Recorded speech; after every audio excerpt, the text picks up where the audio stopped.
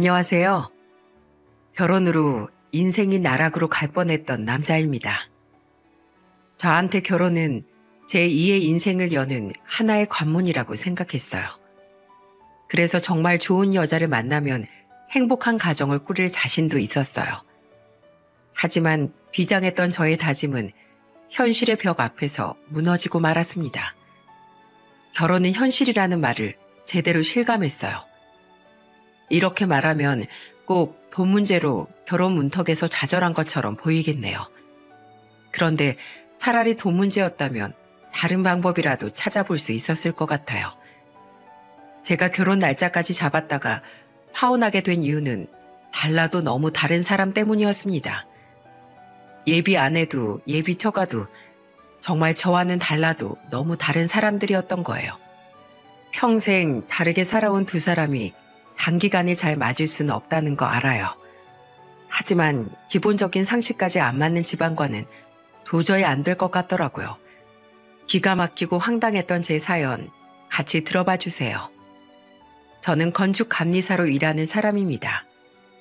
생소하실 수도 있겠지만 공사 계약 기간 안에 건축물의 완성을 위해 작업 지시와 관리를 하는 일부터 품질 관리, 안전관리, 환경관리 등의 업무를 수행하는 일이랍니다. 그러다 보니까 보통 현장 사무실에서 상주하며 공사의 진행 상황과 작업자들의 안전을 점검하는 일을 하고 있어요. 그런데 이렇게 설명하지 않으면 공사장 현장에서 일하는 노동자로 보는 분들도 있었죠. 공사 현장 사무실에 정장을 입고 출근하진 않으니까요. 게다가 남자들만 있는 일터에서 일하고 있으니까 여자를 만날 기회가 적은 편이었어요. 이런 저를 가장 걱정하던 분이 저희 어머니셨습니다. 어느 날은 부모님과 퇴근 후 같이 저녁을 먹다가 어머니는 저를 보며 말하셨어요. 넌 저녁에 약속도 없어? 어떻게 매번 이렇게 꼬박꼬박 집에서 밥을 먹어?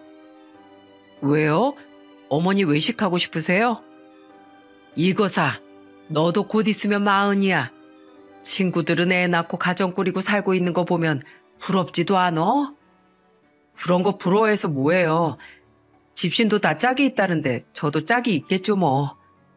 맨날 공사 현장에만 있는데 어떤 짝이 널 알아보고 나타나겠어? 그렇다고 억지로 만날 수도 없잖아요. 사람마다 다 때가 있는 거예요. 30 중반까지만 해도 재촉하지 않던 어머니는 제가 30 후반쯤 되니까 저만 보면 걱정하는 말들을 하셨어요. 그렇다고 사람 인연이라는 게 어디 마음대로 되겠습니까? 걱정하시는 부모님 마음은 알지만 급하게 한다고 될 일이 아니라고 생각했죠. 그러던 어느 날 어머니한테 한 통의 전화가 걸려왔어요. 성구가, 너 이번 주 주말에 약속 없지? 별일 없어요. 왜요? 잘 됐네. 엄마랑 같이 절 다니는 내 친구 기억하지? 그 친구가 너한테 딱 어울리는 여자가 있다고 소개해주고 싶대. 내 친구 계모임 많이 다녀서 발이 보통 넓은 게 아니야. 그러니까 무슨 일이 있어도 주말에 선 봐. 알겠지? 그래도 누군진 알고 가야죠. 엄마 친구가 더 볼 것도 없는 여자래. 사진을 보니까 얼굴도 새초롬한 게 괜찮게 생겼어. 직업도 홈쇼핑에서 뭐 연출한다고 하는데 일단 만나서 밥이나 먹고 천천히 알아가 봐. 어머니는 절친한 친구가 주선해주는 좋은 사람이 있다면서 소개해 주려고 했어요.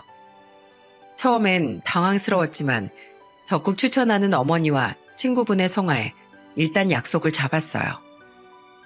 직업과 이름, 나이 정도만 알고 나가는 자리였죠.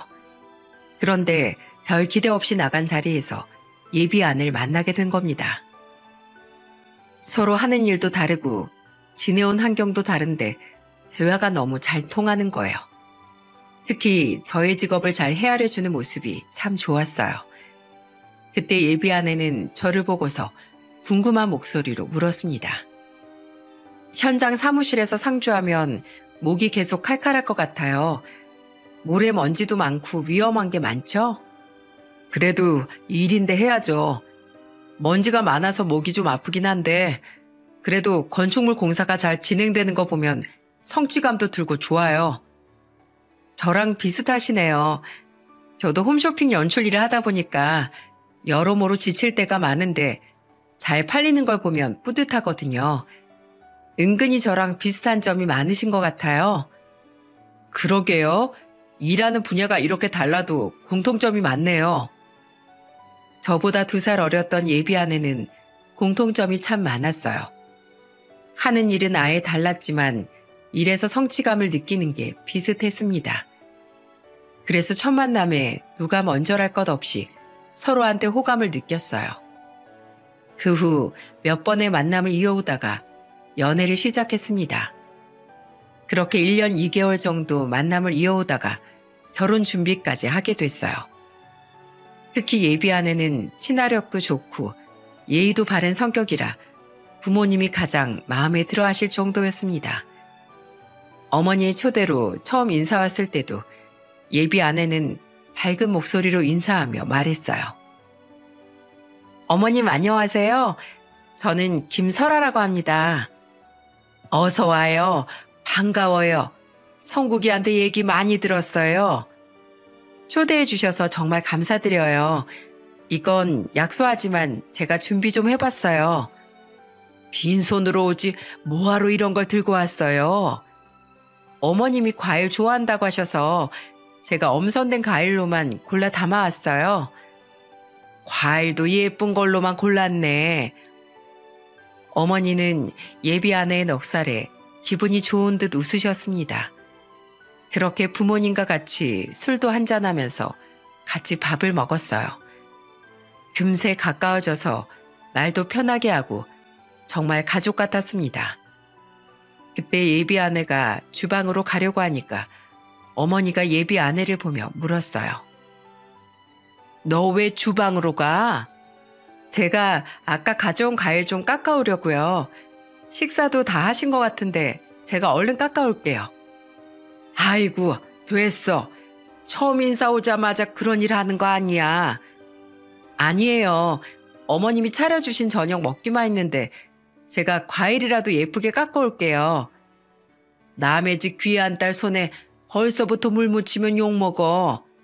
그리고 내 주방인데 내가 금방 해오는 게 낫지. 저기 앉아서 얘기나 좀 더 하고 있어. 어머니는 예비 아내가 주방에 못 들어가게 막았어요. 결국 예비 아내는 다시 식탁에 앉게 된 겁니다. 그날 어머니는 예비 아내가 편히 먹고 대화할 수 있게 해주셨어요. 그 덕분에 예비 아내는 저희 집에 처음 온 날 제대로 손님 대접을 받았죠. 예비 아내가 워낙 넉살 좋은 성격이라서 분위기가 참 화기애애했어요. 그날 먼저 결혼한 여동생이 조카를 데리고 같이 왔었는데 예비 아내가 여동생을 보며 말했습니다. 아가씨는 육아하는 거 힘들지 않았어요? 저도 힘들었죠. 그때 친정마저 멀었으면 애랑 같이 울 뻔했다니까요. 정말요? 저는 친정이 전라도 땅끝 마을이라 큰일 났네요. 나중에 힘들면 어떻게 견디죠? 제가 있는데 무슨 걱정이에요. 걱정 마세요. 세연이가 힘들다고 하면 제가 바로 달려가서 도와줄게요. 우와, 진짜 엄청 든든한데요? 그럼 나중에 육아 선배님께 잘 좀 배워볼게요. 절 육아 후배로 받아주세요. 세연이 성격이 저랑 딱 맞아서 제가 잘 도와줄 수 있을 것 같아요. 여동생이랑도 금세 친해진 예비 아내는 친자매처럼 대화를 하고 있었어요. 그때 아버지도 예비 아내를 보면서 말했습니다. 새아가 걱정 마라. 친정은 멀어도 친정 같은 시댁이 있잖아. 편하게 와. 아버님, 저 정말 감동이에요.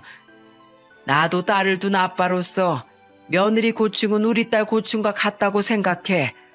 그러니까 너무 걱정 말고 언제든 힘든 건 편하게 털어놔. 감사합니다, 아버님. 제가 잘할게요. 예비 아내는 아버지의 말에 감사하다면서 말했어요. 이 정도로 예비 아내는 첫 만남부터 식구들과도 금세 친해졌습니다. 그렇게 저희는 아무런 문제 없이 결혼 준비를 시작하고 있었어요. 그리고 몇 주 뒤 상견례까지 하면서 결혼 준비가 탄탄대로였습니다. 전남에서 올라온 예비 처가 식구들과 저희 부모님을 모시고 한정식 식당에서 양가 첫인사를 나눴어요. 그때 어머니는 예비 장모를 보면서 말했습니다. 멀리서 오신다고 고생 많으셨겠어요? 아니에요. 예비 사이가 좋은 숙소를 예약해줘서 여유롭게 왔습니다. 그렇다니 다행이네요. 어떻게 오시려나 걱정했는데 오신 김에 편히 쉬다 가세요.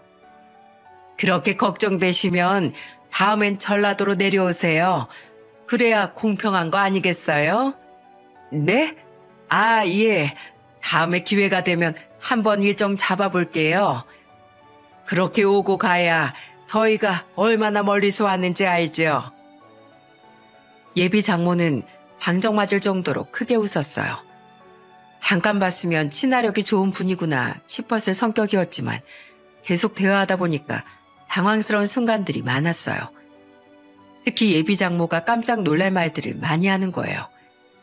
제가 처음 당황한 순간은 예비 장모가 저를 보고 뜬금없이 이런 말을 했어요. 우리 딸이 홈쇼핑에서 일하니까 난 같이 일하는 PD나 방송국 직원을 만날 줄 알았어요. 근데 어떻게 또 인연이 공사장 일꾼 중에 있을 줄 몰랐지 뭐예요. 그 순간 예비 장모의 말에 분위기가 싸해졌어요. 제 직업에 대해 잘 모르는 예비 장모가 저를 공사장 일꾼이라고 말한 겁니다. 그때 아버지가 침착한 목소리로 대답하셨어요. 제 아들은 공사장 일꾼이 아니라 건축감리사입니다. 건축감리사요? 그것도 뭐 어차피 공사장에 사는 일이잖아요. 그렇긴 하죠. 그런데 홈쇼핑도 촬영하는 감독이 있고 출연자가 있고 관리자가 있는 것처럼 공사장에서도 다 직함이 있습니다. 결혼하면 가족이 될 예비사인데 직업은 정확히 알고 있는 게 서로한테 좋지요. 예. 제가 잘 몰랐네요. 공사장에서 일한다고 하니까 다 비슷한 줄 알았어요. 제가 건축감리사 머릿속에 안 잊혀지게 잘 기억할게요. 예비 장모의 대답에 아버지는 얼떨떨한 표정을 지으셨어요. 정말 예비 장모의 말실수에 저도 진땀을 뺄 뻔했었죠. 그래도 아버지의 현명한 대처 덕분에 저는 위기를 모면할 수 있었어요. 이런 순간이 여러 번 반복되면서 결혼 날짜도 겨우 잡게 됐어요. 남들도 상견례를 이렇게 하나 싶을 정도였답니다. 그런데 예비 장모는 쉼없이 말하는 반면 예비 장인은 먹으러 왔나 싶을 정도로 밥만 먹는 거예요. 심지어 예비 장인은 저를 보면서 답답한 목소리로 물었어요. 그런데 여기는 음식을 많이 안 내오고 조금씩 나오는 거야? 먹다가 감질맛 나서 못 먹겠네. 코스 요리라서 조금씩 계속 나올 거예요. 그냥 한 번에 다 가져오라고 하면 안 되는 건가? 배고픈 사람은 아주 밥 기다리다 배고파서 돌아가시겠네. 원래 이런 식당이라서 어쩔 수가 없어요. 정 그러시면 다른 요리를 하나 주문할까요? 됐네. 내가 여기서 배부르게 나가려면 내일 아침까지 여기 앉아서 기다려야겠어. 저는 예비 장인이 상견례 자리에 온 건지 맛집 투어를 하는 건지 의아할 정도였습니다. 심지어 그날 음식도 넉넉하게 시킨 편이었는데도 예비 장인은 저런 말을 하더라고요. 보다 못한 예비 아내가 예비 장인을 진정시키면서 말했습니다. 음식 여기도 있잖아요. 이거 더 드세요. 음식 좀 많이 좀 담지. 이게 뭐야? 예비 아내도 당황시킨 처가 식구들의 반응에 저희 부모님들도 당황하기 마찬가지였어요. 그렇게 상견례 자리가 거의 끝나갈 무렵 예비 장모가 저를 보면서 말했습니다. 다음에 우리 집도 좀 내려와. 우리가 서울 음식 못지않게 맛있는 밥 한번 대접할게. 네, 알겠습니다. 오늘 식사가 좀 아쉬우셨어요? 음식은 맛있는데 양이 너무 적어서 그렇지. 그래도 맛있게 잘 먹었네. 끝까지 저런 말을 하는 예비 장모를 보면서 상견례가 아니라 식사를 하러 온 분들 같았어요. 그래도 결혼 준비에 대해 여러 대화를 나누긴 했죠. 하지만 어머니는 집으로 돌아오면서 저한테 걱정스러운 목소리로 말하셨어요. 너 전라도 한번 내려갈 거야? 한번 내려갔다 와야죠. 아직 못 가보기도 했고 말씀하시니까 다녀오려고요. 그럼 갔을 때 어떻게 사는지 제대로 한번 보고 와. 예비 며느리만 봤을 땐 이상한 게 없는데 사돈 부부가 조금 걸리네. 아, 그러셨어요? 그 전에 저도 통화 정도만 하고 서울에 일 때문에 올라오셨을 때 잠깐 뵌 거라서요. 그럼 이번에 내려가서 아예 제대로 보고 와. 결혼은 절대 둘만 좋다고 하는 게 아니야. 엄마 말 명심해. 어머니는 저한테 신신당부하면서 말했어요. 그때만 해도 저는 예비 처가가 조금 특이하다고 느끼긴 했어요. 하지만 어머니는 아예 제대로 보고 오라고 하실 정도로 이상함을 느끼셨던 겁니다. 그리고 저는 예비 아내와 같이 전라도로 내려가게 됐어요. 분명 출발할 때만 해도 기분이 좋았습니다. 전라도는 자주 가는 곳이 아니다 보니까 괜히 여행 가는 기분도 들더라고요. 그리고 예비 아내가 김밥도 직접 싸오고 군것질할 것까지 챙겨오는 겁니다. 그러면서 예비 아내는 밝은 목소리로 말했어요. 오빠, 내려가면서 먹으려고 간식 사왔어. 정말? 설아가 준비성이 철저하네. 보답으로 안전하게 모실게요. 부모님 집에 너무 오랜만에 간다. 나 꼭 여행하는 것 같아. 2박 3일 있을 예정으로 짐까지 챙겨서 가니까 정말 여행 가는 기분이었어요. 저는 들뜬 마음이 오래 갈 줄 알았습니다. 운전하면서 보이는 낯선 풍경들을 보면서 콧노래를 흥얼거리기도 했어요. 하지만 그것도 잠시뿐이었죠. 서울에서 전라도 땅끝마을까지 5시간이 넘는 운전을 하다 보니까 슬슬 지치더라고요. 그런데 그때 예비 아내는 옆에서 뭘 하고 있었는지 아십니까? 출발하고 1시간 정도는 먹고 떠들고 같이 대화도 많이 했어요. 그런데 2시간 정도 가다 보니까 옆에서 잠을 자고 있는 거예요. 슬슬 길도 막히고 지쳐가던 저는 예비 아내를 보며 말했어요. 자는 거야? 아, 나도 피곤한데 같이 얘기 좀 하자. 뭐야, 왜 도착한 것도 아닌데 깨워. 아직 갈 길도 먼데 같이 얘기 좀 해. 나도 피곤하단 말이야. 그럼 면허도 없는 내가 운전해? 누가 운전하래? 같이 얘기 좀 해달라는 거지. 그 정도는 할 수 있잖아. 아, 그럼 나 좀 자고 일어나서 같이 얘기해 줄게. 나 진짜 피곤해서 그래. 나 어제까지 야근해서 진짜 힘들단 말이야. 그리고 김밥도 직접 쌌는데 나야말로 피곤하지. 예비 아내는 피곤하다면서 옆에서 잠을 자기 시작했어요. 저도 전날까지 일했고 출발 전에는 세차까지 한다고 몸이 피곤했습니다. 그런데 면허가 없는 예비 아내 때문에 꼼짝없이 운전을 해야만 했어요. 그래도 예비 아내가 잠이 좀 깨면 말동무라도 해줄 거라고 생각했습니다. 그런데 잠시 뒤 예비 아내가 어떻게 있었는지 아십니까? 이어폰까지 끼고 의자는 아래 뒤로 눕혀서 잠을 자고 있는 거예요. 그 모습을 보자마자 저도 사람인지라 화가 나더라고요. 둘이 있는 공간에서 이어폰을 낀다는 건 아예 말 걸지 말라는 거 아닙니까? 점점 화가 나던 찰나에 갑자기 끼어드는 차 때문에 급정거를 하게 됐어요. 그러자 안전벨트를 안 하고 있던 예비 아내가 차가 흔들리는 충격에 몸이 미끄러질 뻔했던 겁니다. 깜짝 놀란 예비 아내가 놀란 목소리로 말했어요. 뭐야, 사고 났어? 무슨 일이야? 사고는 무슨 사고? 그냥 차선 변경한 건데. 아, 뭐야. 잠 다 깼잖아. 양심 있으면 잠 좀 깨. 난 뭐 안 피곤해서 운전하고 있는 줄 알아? 결국 저는 예비 아내의 매너 없는 행동 때문에 버럭 화를 냈어요.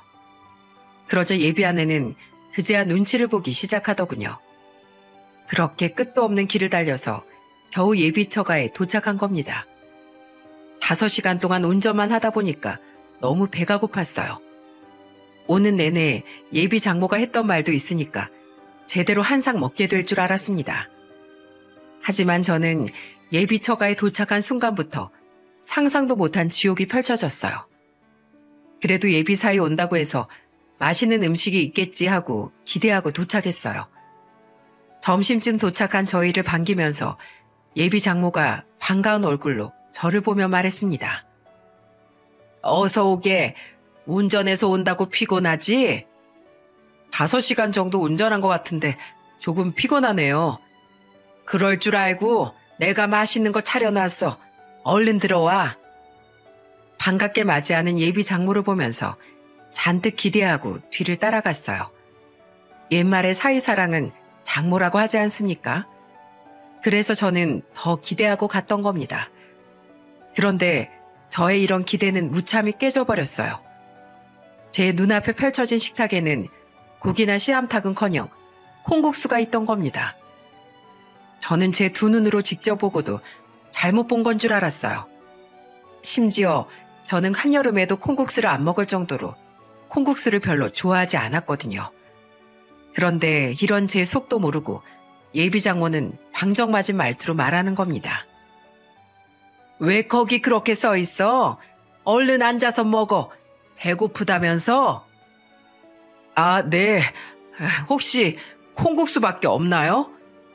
날 뭘로 보는 거야? 당연히 김치도 있지. 앉아. 얼른 앉아. 서울에서 5시간 동안 운전해서 온 예비 사위한테 콩국수가 말이 됩니까? 상상도 못한 메뉴에 저는 말문이 막혔어요. 저는 일단 너무 배가 고파서 울며 겨자 먹기로 콩국수를 먹어야만 했습니다. 그런데 예비 장모는 울며 겨자 먹기로 국수를 먹고 있는 제 옆에 김치를 접시에 담아서 놨어요. 그리고 제 옆에서 앉더니 손으로 묵은지를 쫙 찢어서 제 콩국수에 올려주면서 말했습니다. 자, 묵은지 하나 올려서 먹어봐. 아주 맛이 일품이야. 괜찮아요. 제가 알아서 먹을게요. 뭘 모르네. 이 묵은지는 손맛이 있어야 맛있는 거야. 나 믿고 주는 대로 한번 먹어봐. 그러면서 예비 장모는 손으로 김치를 놔주더니 손에 있는 김치 국물을 입으로 빨아먹었어요. 그리고 제가 한 입 먹으니까 또 국수 위에 올려주면서 말했어요. 내가 손맛으론 둘째가라면 서러운 사람이야. 서울에선 이런 맛 못 볼걸? 어서 먹어봐. 팍팍 좀 먹어봐. 우리 집 사이 되려면 밥은 2그릇씩 먹어야 된다니까. 괜찮아요. 저 정말 국수만 먹을게요. 손 마시고 뭐고 정말 먹기 싫었어요. 그래도 너무 배가 고파서 콩국수라도 먹어야만 했어요. 솔직히 속으로는 밥 달라는 말이 목구멍까지 올라오는 것 같았습니다. 그런데 이런 제 속도 모르고 옆에 있던 예비 아내는 밝은 목소리로 말했어요. 역시 엄마 콩국수가 최고라니까. 이 맛이지. 그렇지? 설아 넌 밖에서 사 먹는 콩국수 못 먹잖아. 아마 우리 사이도 이제 밖에서 콩국수 못 먹을걸? 돈 주고도 못 사 먹을 맛이라니까. 두 모녀를 보면서 저는 원래 콩국수를 안 좋아한다고 말하고 싶었어요. 하지만 제 반응은 관심도 없고 둘이서만 떠드는 걸 보고 말하기를 포기했어요. 그렇게 이걸로 배라도 채우자 싶어서 겨우 한 그릇을 다 먹었습니다. 저는 밥을 다 먹고 예비 장모를 보며 말했어요.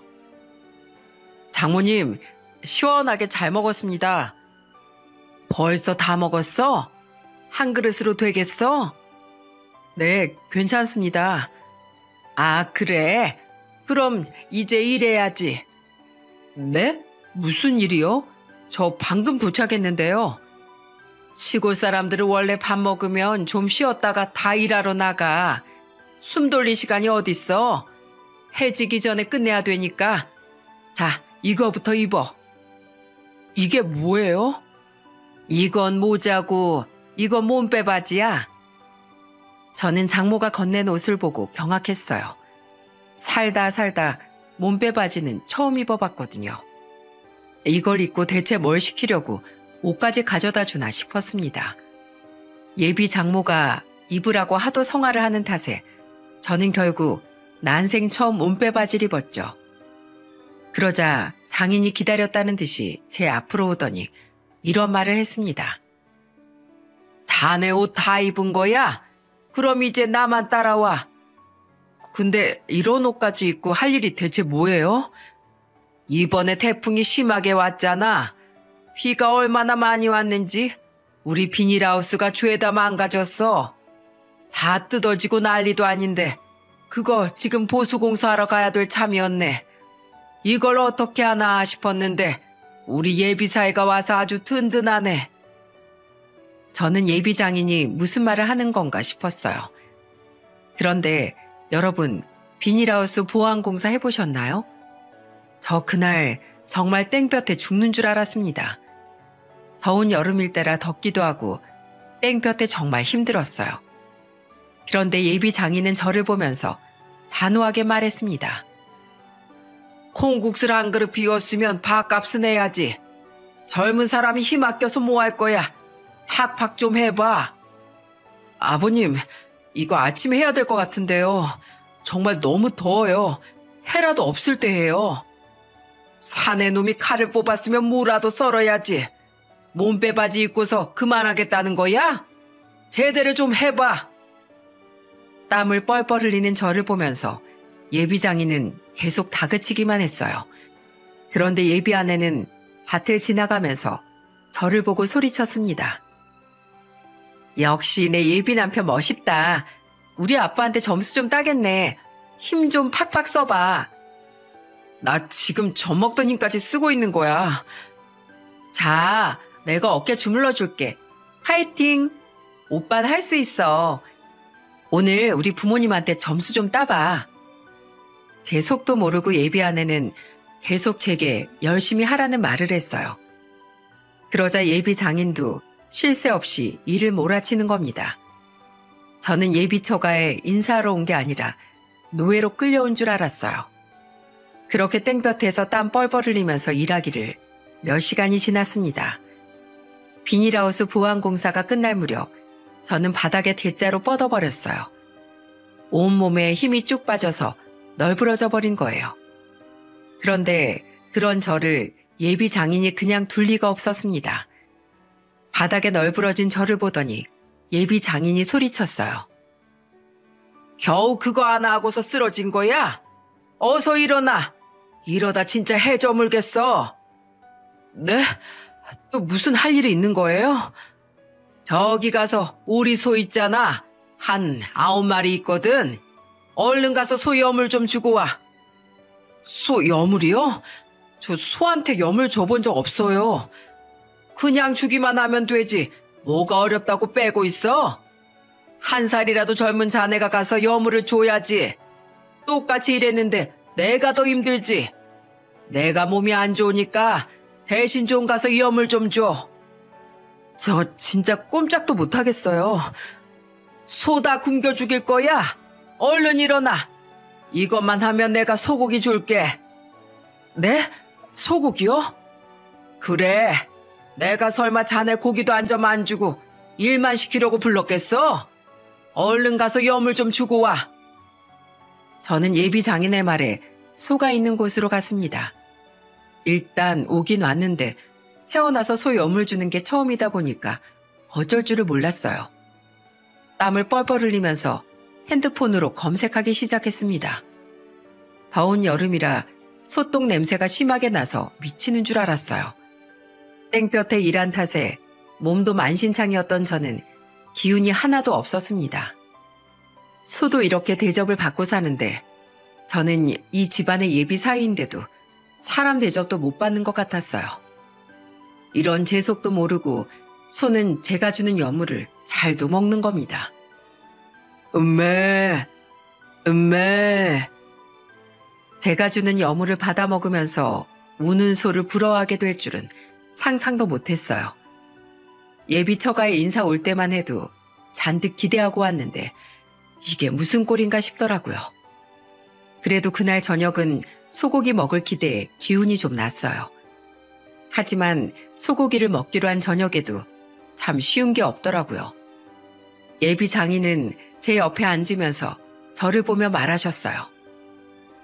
오늘 우리 사위 고생했으니까 오늘 우리 소고기 파티하는 거야. 이게 다 자네가 노력해준 덕분에 하는 거니까 많이 먹게. 예, 아버님. 잘 먹겠습니다. 소고기 먹을 생각에 잔뜩 기대하는 얼굴로 대답했습니다. 그런데 예비 장인은 저한테 집게와 가위를 건네면서 말했어요. 원래 고기는 굽는 사람이 제일 많이 먹는 거야. 자자, 이거 밖에 어서 구워봐. 예비 장인이 저한테 가위와 집게를 건네길래 당황스러웠습니다. 그래도 거기까지는 어느 정도 이해할 수 있었어요. 그런데 제가 소고기를 굽기 시작하자 예비 장인은 날이 선 목소리로 말했습니다. 자네 지금 뭐 하는 건가? 뭐 그렇게 정신머리가 없어? 네? 왜요? 소고기를 누가 이렇게 구워? 이 귀한 소고기 탄 거 안 보여? 오메 어찌했을까? 이게 얼마나 비싼 고기인데 제대로 좀 구워. 와, 진짜 저는 그 순간 울컥해서 눈물이 날 뻔했습니다. 그런데 저를 더 기가 막히게 만든 사람은 예비 아내의 말이었어요. 아니 오빠, 왜 고기도 제대로 못 구워서 태워 먹어? 우리 부모님한테 점수 따려면 힘들어도 안 힘든 척 제대로 해야지. 아우 진짜 답답해. 진짜 이런 예비 아내의 반응이 저를 더 황당하게 만들었어요. 예비 처가에서 제 편이 하나도 없이 홀로 있는 기분까지 들더라고요. 오히려 제 편을 하나도 안 들어주고 제 입장을 전혀 생각해주지 않는 예비 아내의 모습에 1차적으로 큰 실망을 했던 겁니다. 그날 하루 종일 일하고 소고기를 먹으면서도 전혀 기운이 나지 않았어요. 첫날부터 예비 처가에 실망이 이만저만이 아니었습니다. 심란한 마음에 겨우 잠들었는데 다음 날은 더 충격적인 일들이 저를 기다리고 있었어요. 다음 날이 일요일 아침이었는데 예비 장모가 저를 깨우면서 말했습니다. 자네 아직도 자? 얼른 일어나. 나가야지. 네? 또 어딜 가요? 저 좀 쉬면 안 될까요? 저 몸이 너무 힘들어요. 무슨 소리야? 오늘 일요일이잖아. 교회 가야지. 어서 일어나. 교회요? 저희 집안은 불교 믿는데요. 무슨 또 불교야? 잘 됐네. 내가 이번 기회에 자네한테 전도할게. 같이 교회 가자. 어서 나갈 채비해. 제가 불교를 믿는다고 해도 예비 장모는 막무가내였어요. 결국 저는 피곤한 몸을 이끌고 마지못해 난생 처음 교회를 가게 된 겁니다. 처음 가보는 교회에는 사람이 엄청 많았어요. 예비 장모는 성경책을 하나 주더니 앉으라고 했어요. 그렇게 목사님이 들어오고 설교가 시작됐습니다. 진짜 그 순간 앉아있는 게 고역이었어요. 그리고 저는 기도 시간에 아무도 나를 안 볼 거라고 생각해서 살짝 눈을 떴습니다. 그런데 그때 저는 매의 눈으로 저를 보고 있던 예비 장모와 눈이 딱 마주쳤어요. 지금 뭐 하는 거야? 눈 안 감어? 빨리 눈 감고 기도해. 예비 장모는 옆에서 작은 목소리로 저를 다그치듯 말했습니다. 처음 교회에 와본 제가 무슨 기도를 하겠습니까? 심지어 찬송가가 나올 땐 잠이 쏟아져서 죽는 줄 알았어요. 힘든 몸을 이끌고 와서 그런지 저도 모르게 졸고 있더라고요. 그때 깜빡 졸아버린 제 무릎을 예비 장모가 탁 치면서 말했어요. 지금 신성한 교회에서 뭐 하는 거야? 자네 여기 자러 온 거야?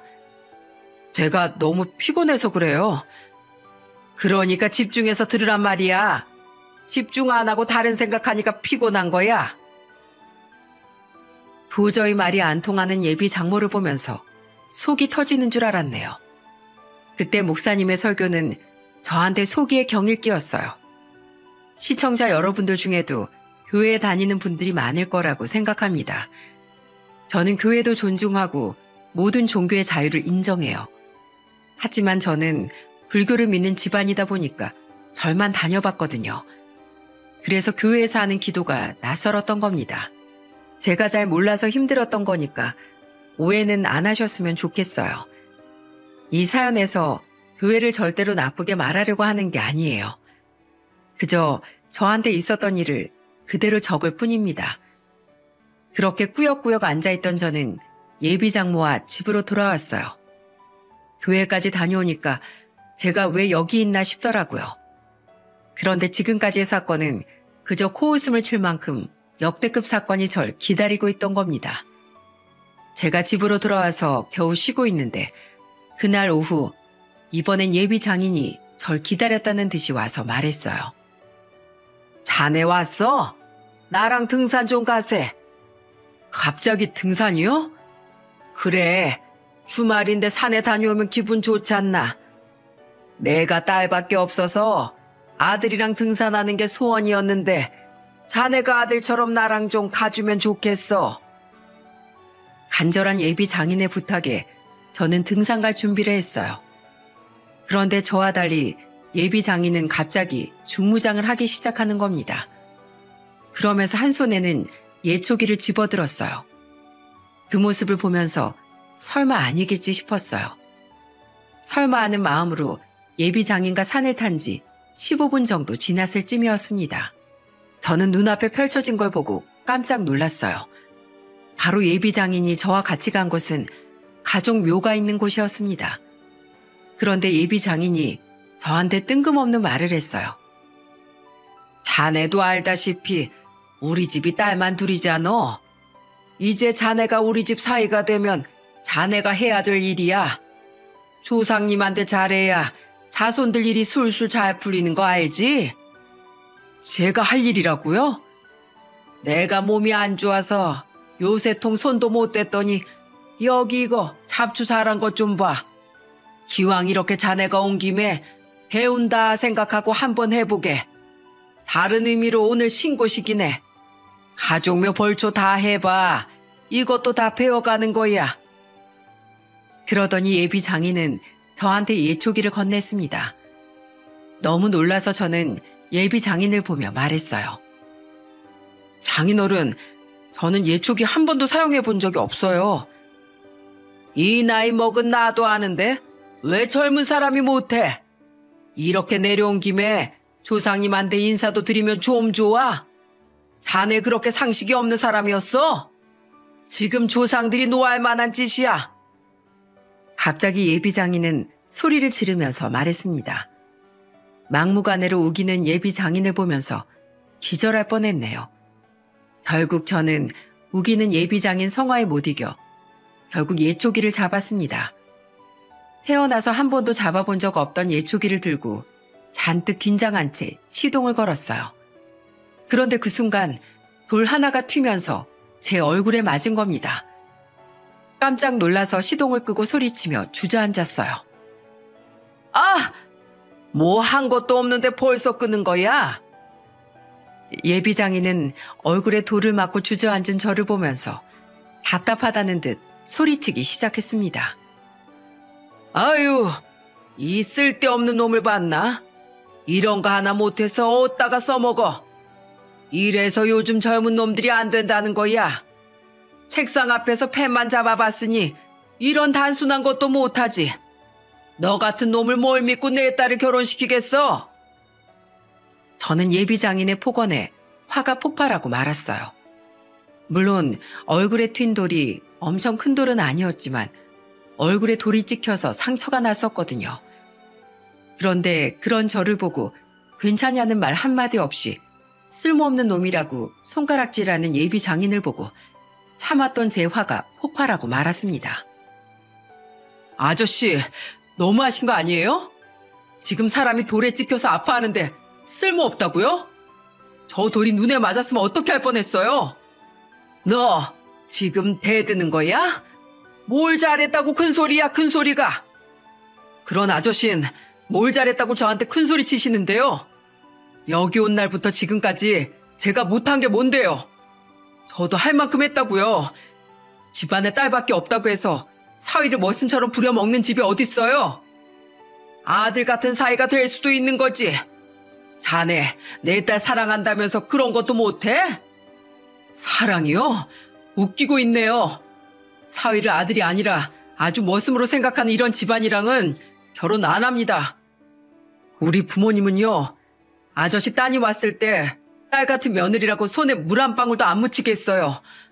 그런데 지금 쓸데없는 놈이라고요? 그럼 샅샅이 뒤져서 아저씨 마음에 드는 쓸모 있는 놈 찾아서 사위 삼으세요. 이런 집안에 어떤 바보가 장가올지 면상이 궁금합니다. 이게 지금 뭐라는 거야? 거기 안 서? 그쪽 조상들은 그쪽이 챙겨요. 파혼할 거니까 멋은 필요한 거면 딴 데 가서 알아봐요. 저를 보고 소리치는 예비 장인을 두고 저는 그대로 산을 내려왔어요. 그리고 곧장 집으로 가서 짐을 챙겼습니다.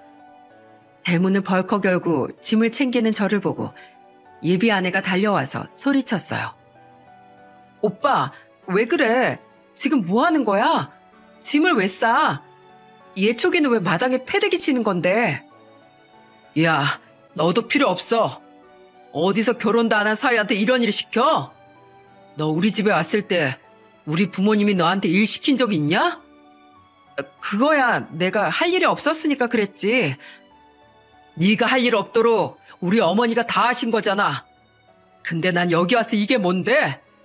여기 와서 단 한 번도 제대로 못 쉬고 일만 했어. 그렇게 일했는데도 나한테 네 아빠는 왜 쓸데없는 놈이라고 하는 건데? 이 집안 머슴이 필요한 거면 다른 놈 알아봐. 알겠냐? 어떤 바보가 걸려들지 한번 보자. 벙찐 표정으로 서 있는 예비 아내한테 소리치고 저는 그 집 대문을 나와버렸어요. 그러자 다급한 목소리로 예비 아내가 달려나와서 매달렸습니다. 오빠, 왜 가? 이렇게 가면 어떡해? 그럼 나 서울 어떻게 가라고? 그건 네 사정이지. 기차 타든 버스 타든 네가 알아서 와. 너도 끝이야. 저는 그렇게 예비 처가를 나와서 짐을 싸서 서울로 혼자 와버렸습니다. 혼자 서울로 가는 걸음이 너무도 가벼웠어요. 그리고 서울로 올라온 저는 부모님께 있었던 일을 전부 털어놨습니다. 그러자 어머니는 제 얼굴에 난 상처를 보며 화난 목소리로 말했어요. 그 집안 다 미친 거 아니야? 예초기가 얼마나 위험한데 그걸 초보자한테 함부로 넘겨? 귀한 남의 집 아들 잡으려고 작정한 거 아니야? 됐어. 네가 뭐가 모자라서 머슴처럼 팔려가? 그깟 결혼 안 해도 그만이야. 다 엎어버려. 이혼보다 파혼이 100번 나아. 폭발한 어머니는 파혼하라고 소리쳤어요. 그래서 저는 부모님을 보며 말했습니다. 저 파혼한다고 말하고 왔어요. 제 생각은 변함없어요. 두 분께 죄송하지만 결혼 없던 일로 할게요. 제 말에 아버지는 단호한 목소리로 말하셨어요. 네가 죄송할 게 뭐가 있어? 오히려 난 네가 용기 있게 결단 내린 게 다행이야. 그러니까 죄송할 거 없다. 잘했어. 부모님은 제 선택을 이해해 줬습니다. 그리고 저의 선택을 응원해 주셨어요. 그렇게 저는 몰상식한 집안과 정리가 된 줄 알았어요. 하지만 다음 날 서울에 온 전 예비 아내는 저희 집까지 찾아와 울면서 매달렸습니다. 오빠, 내가 잘못했어. 난 오빠가 날 이해해 줄 거라고 생각했어. 우리 사랑하잖아. 이렇게 헤어질 수 없잖아. 사랑? 웃기는 소리 하고 있네. 사랑하는 사람이라면서 부모 옆에서 날 완전히 이상한 놈을 만들어? 넌 사랑하는 사람이 부모한테 그런 취급을 당하고 있는데 가만 보고만 있을 수가 있냐고. 나는 너 인사 왔을 때 네가 실수해도 그거 감춰주려고 했어. 그런데 넌 어떻게 했어? 미안해. 내가 잘못했어. 생각이 짧았어. 난 오랜만에 부모님 만나서 어리광 부린 거야. 그냥 그렇게 생각해 줄 수 없어? 한 번만 내 입장에서 생각해줘. 우리 그동안 만난 시간이 아깝지도 않아? 난 너랑 결혼하려고 했던 그 모든 순간을 후회해. 너 같은 인간 인성도 모르고 깜빡 속아서 내 발등 찍을 뻔했는데 내가 널 다시 만날 것 같아? 어리광 부리고 살고 싶으면 평생 부모 옆에 붙어서 기생충처럼 살아. 나는 너 같은 애 절대 다시 만날 생각 없으니까 가. 가라고. 저는 울면서 애원하는 전 여자친구를 뿌리쳤어요. 진짜 얼마나 거머리처럼 들러붙던지 떼내느라 진땀을 뺐습니다. 그래도 그 정도 하니까 어느 정도 알아듣고 안 나타나는 줄 알았어요. 그런데 연락은 엉뚱한 곳에서 오기 시작했습니다. 바로 전 예비 처가 식구였어요. 전 예비 장인은 저한테 전화해서 애원하며 소리쳤습니다. 자네, 제발 내 얘기 좀 들어주게. 우리 설아가 지금 식음을 전폐하고 누워있어. 아무것도 안 먹겠대. 나보고 자네를 데리고 오라고 하는데 나도 미치겠어. 그걸 왜 저한테 말하는데요? 그쪽 딸인데 알아서 하세요. 그땐 서로 죽이 잘 맞더니 이제 나한테 애원하는 겁니까? 정말 웃기는 집안이네. 나만 보면 소리치고 울고 난리야. 우리 탓이라고 우릴 원망하고 있어. 내가 자네한테 정말 죽을 죄를 지었네. 내가 그러면 안 됐다는 거 알아. 이제 다 알아. 그러니까 제발 우리 설아 좀 받아줄 수 없겠나? 당신 딸을 왜 나한테 떠넘겨요? 딸도 당신이랑 똑같게 키웠던데 평생 어리광 받아주면서 사세요. 인간한테 기본적인 배려도 모르는 인간이랑 미래를 그리고 어떻게 삽니까? 인간이면 인간 도리하고 살게 키웠어야죠. 사람이 받기만 할 줄 알고 베풀 줄 모르면 그 꼴 나는 겁니다. 아시겠어요? 난 절대 다시 받아줄 마음 없으니까 거기서 당신들끼리 알아서 사세요. 이봐, 이보게 자네. 저는 간절하게 외치는 소리에도 전화를 끊어버렸어요. 그리고 아예 그 집안 사람들 번호를 다 차단해버렸습니다. 인간이 그런 짓을 하고도 이렇게 애원할 정도면 얼마나 개념 없고 이기적인 인간들인지 이해가 가십니까? 제가 이 사연을 쓴 이유도 하나였어요. 사람은 누구나 실수도 할 수 있고 서로 다른 부분들이 있을 수밖에 없는 존재잖아요. 그런데 서로 이해하고 맞춰갈 생각도 없이 저렇게 자기들 종교와 조상만 고집하면 되겠습니까? 그건 가족이 아니라 정말 머슴이나 다름없잖아요. 그래서 저는 이 결혼은 안 된다고 생각했던 거예요. 저한테 가족이란 부족한 부분은 서로 채워주고 다른 점은 서로 이해하고 배려하면서 하나가 되는 거라고 생각했습니다. 그래야만 진정한 의미의 가족이 되는 거라고 믿어요. 서로 다른 인생을 30년 넘게 살아온 두 가족이 한 가족이 되려면 서로를 이해하고 인정해야만 가능하겠죠.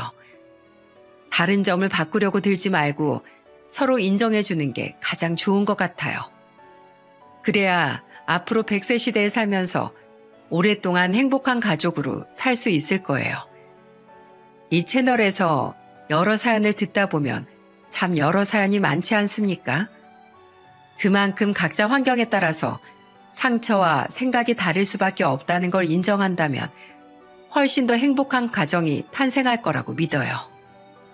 지금은 부모님도 저한테 결혼이 인생의 전부는 아니라면서 저를 응원해 주고 계세요. 이제는 부모님도 좋은 인연은 재촉한다고 생기는 게 아니라는 걸 깨달으신 것 같네요. 결혼 생각은 접어둔 지 오래지만 제 할 일을 다 하면서 잘 살고 있답니다. 저의 긴 사연 들어주셔서 정말 감사드려요. 다가오는 연말 모두 복된 날들이 가득하길 바라겠습니다. 행복하세요.